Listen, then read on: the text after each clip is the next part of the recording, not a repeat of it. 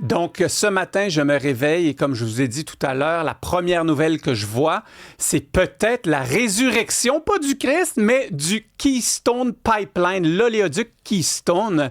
Donald Trump en a fait une annonce plus ou moins floue comme on a l'habitude. Avec nous pour en parler, Yvan Clich, fellow et spécialiste en énergie au Centre d'études et de recherche internationale de l'Université de Montréal.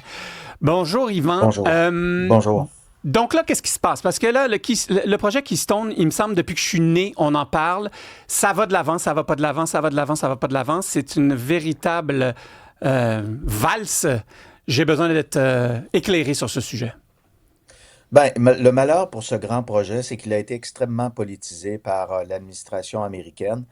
D'une part, effectivement, M. Trump l'avait approuvé. M. Obama l'avait récusé. M. Trump l'a réapprouvé. Ensuite, M. Biden l'a également canné à son premier jour d'inauguration. Ah, Donc, pas il là, OK. voulait envoyer un message fort, justement, pour dire que de son opposition au projet. Le projet a été politisé, puis c'est devenu une espèce de symbole de la transition énergétique, donc notamment pour le gouvernement Biden. Il voulait par là marquer le fait qu'on entrait dans un nouveau monde, on allait donner notre soutien aux énergies renouvelables et que ben, l'ère des fossiles, c'est un petit peu l'ère du passé. Alors là, aujourd'hui, ben, on le sait, M. Trump fait une fixation sur le pétrole et le gaz et ben, lui, il veut le remettre de l'avant. Puis pour le Canada, on le sait, c'est devenu tout simplement une carte là, dans le cadre de ses négociations commerciales avec les États-Unis. Je termine là-dessus. C'est sûr que là, toute cette politisation-là, ça ne rassure pas des opérateurs, eux, privés, qui doivent réaliser ou non le projet. Quand ils voient cette danse-là politique, ils se disent pas on va consacrer des milliards de dollars pour Non, donner effectivement. suite au projet. C'est clair que c'est pas rassurant tout ça. Énormément d'incertitudes. On rappelle que ça serait avec l'objectif de transporter du pétrole de l'Alberta vers le Nebraska. Mais attention aussi, là, c'est pas juste transporter 2-3 gallons. Là. Le Canada produit aujourd'hui par jour 5,35 millions de barils de pétrole. OK? Et Oui. là, avec cette extension-là, ça serait 900 000 barils de pétrole de plus par jour. Donc, c'est gigantesque. Là. C'est pas juste un détail.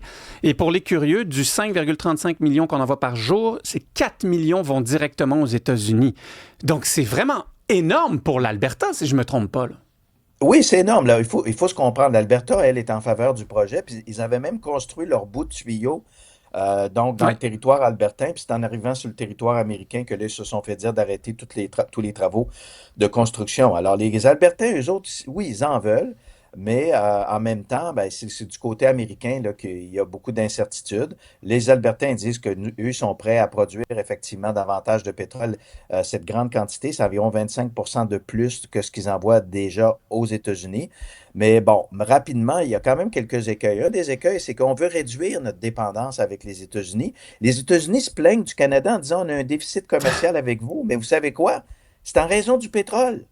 Donc, si on envoie plus de pétrole aux États-Unis, le déficit commercial va se creuser côté américain. Donc là, ils vont pouvoir encore dire on a un déficit commercial qui ne nous plaît pas avec le Canada. Puis par ailleurs, on a vu dans le contexte actuel, nous, je pense que nos efforts doivent beaucoup plus aller à atteindre les marchés internationaux, notamment en Asie, qui, eux, sont très, très demandeurs du pétrole et du gaz canadien. Alors moi, je pense là, qu'il faut avancer là, à pas de loup avec ce projet-là. Moi, je pense que c'est essentiellement une carte que tient l'administration Carney pour négocier avec M. Trump.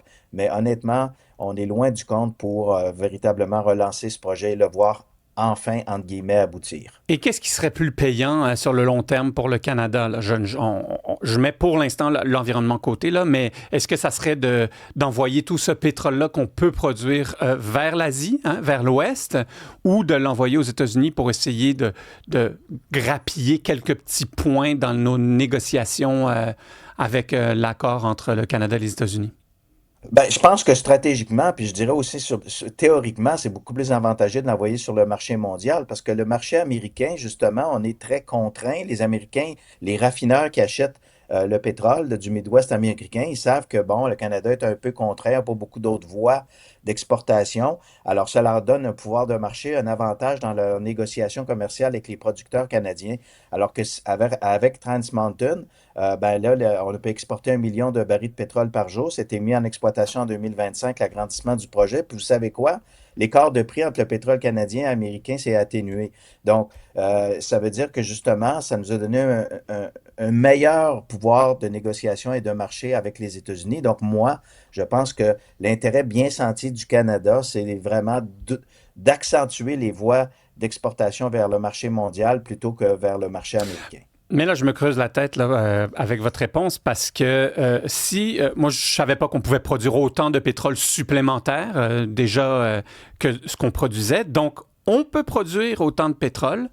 Il y a une crise majeure avec l'Iran, donc, qui touche énormément la région presque centrale stratégique du monde pour le pétrole. Tous les pays cherchent un approvisionnement sécuritaire. Comment ça se fait qu'on n'envoie pas déjà ce pétrole-là en Asie? Mais c'est fait, c'est fait. Le Canada envoie une partie de son pétrole en Asie. C'est avec l'agrandissement de Trans Mountain qui part de l'Alberta vers la Colombie-Britannique et avec des tankers qui transportent le pétrole en mer. Mhm. C'est déjà le cas qu'on D'accord. envoie plus de pétrole. Mais les pays asiatiques, eux, ils disent, on en voudrait plus. Mais le Canada, physiquement, ne peut pas en envoyer plus parce que c'est une canalisation qui transporte 1 million de barils de pétrole par jour. Et c'est pour ça que les Albertains sont demandeurs d'un autre pipeline. C'est pour pouvoir OK. justement mettre davantage de pétrole sur le marché au profit des raffineries en Asie qui, elles, lèvent la main très haut dans les airs pour dire oui, on en veut de votre pétrole du Canada. Mais le Canada ne peut pas mettre plus de pétrole sur le marché que la canalisation. On revient toujours à cette bonne vieille information fait de base. C'est que Mhm. l'Alberta, si l'Alberta était situé en Colombie-Britannique, elle mettrait 2 fois plus de pétrole sur le marché mondial. Hop là, Le OK. grand drame de l'Alberta, c'est qu'elle est confinée, elle n'a pas accès à Ouais. la mer, et donc elle est confinée par des tuyaux.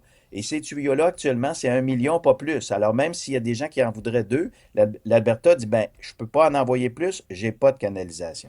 Voilà. Et pour ceux qui, comme moi, comprennent à hauteur très haute le domaine, mais pas dans les moindres détails. Euh, Quand on vend un baril de pétrole albertain, bon, certes, les producteurs de pétrole, l'Alberta gagne de l'argent, mais est-ce que le reste du Canada gagne aussi de l'argent? Est-ce qu'on touche une partie de ces redevances-là? Ben, absolument. Ben, c'est le gouvernement fédéral qui tire des recettes fiscales de plusieurs dizaines de milliards de dollars. Et puis, ben là, ce que va vous dire l'Alberta, je ne veux pas rentrer dans des polémiques, ben, c'est ça qui permet à l'Alberta d'être une province qui envoie de la péréquation Mhm. dans d'autres provinces du Canada. Et ça, c'est comment? Ben, justement, c'est les recettes fiscales qui sont tirées par le gouvernement fédéral. Donc, c'est pas que pour l'économie albertaine. C'est sûr que c'est nettement eux qui en profitent le plus, mais oui, l'Alberta envoie des recettes fiscales très importantes à Ottawa qui s'en sert par la suite pour faire une égalisation un peu de la richesse à travers le Canada grâce au mécanisme de péréquation. Donc oui, quelque part, ça profite bien sûr à l'économie Oui. et à la richesse du Canada. Puis je le répète, écoutez, le pétrole, là, c'est pas comme vendre des tomates, ce sont des recettes de plusieurs centaines de milliards de dollars. Juste un exemple, l'Alberta, c'est pas loin de 200 milliards d'exportations de pétrole vers les États-Unis. L'hydroélectricité, c'est 4 milliards. Eh là Donc, là! on est dans un autre registre On quand on n'est pas parle dans de le même pétrole. sport du tout, là. On n'est Non, pas mais dans la même pas ligue, du là. tout. OK, Pas du OK. tout. Donc, c'est pour ça que les enjeux pour l'Alberta et aussi quelque part pour le Canada restent de grande importance. C'est la principale exportation canadienne aux États-Unis. C'est très nettement, c'est le pétrole et son gaz. Non, absolument. 200 milliards, c'est gigantesque. Et pour conclure, oui, on dit oui à tout, disons. Il y a quand même la réalité environnementale. Est-ce que c'est possible qu'on s'entende avec les États-Unis et puis que finalement, euh, ça finisse en cours, ça finisse encore une fois une dizaine, quinzaine d'années dans un débat éternel et puis on ne l'avancera pas plus, là. Ben, moi, je pense, écoutez, les promoteurs d'un projet comme celui de Keystone, les opérateurs privés là, qui ont des objectifs de Mhm. rendement, là, ces gens-là doivent être extrêmement douteux face à... ils ont joué dans le film, hein, et ils s'en sont tirés avec des cicatrices, ils ont perdu de l'argent. Donc, de voir justement la baisse de popularité du Parti républicain, du gouvernement Trump, la possible venue de démocrates au pouvoir, moi, je suis loin d'être sûr qu'ils vont être intéressés par ça. Ceci dit, je veux quand même informer les auditeurs qu'il y a une compagnie qui est en train de regarder la possibilité, le Sovereign Bow, qu'elle s'appelle, de regarder la possibilité de voir si ça pourrait être jouable. Ils sont en train de voir s'ils ont des acheteurs, à quel prix, puis peut-être que là, il y aura une remise sur la table de ce projet. Mais honnêtement, là, je pense que pour plusieurs opérateurs canadiens et américains, ils regardent pas mal plus ailleurs que ce projet-là qui a été honnêtement beaucoup Qui est trop brûlé. politisé, qui est brûlé pour donner confiance à ces gens-là de revenir, refaire leur travail et de procéder à la réalisation du projet. Il leur faudront des assurances absolument blindées, probablement légales, que le gouvernement américain ne retouchera plus à ce projet si vraiment on veut le voir aller de l'avant. Yvan Clich, merci beaucoup de nous avoir éclairé sur ce sujet qui traîne dans les nouvelles depuis beaucoup trop longtemps. Voilà, tout à fait. Merci, au plaisir.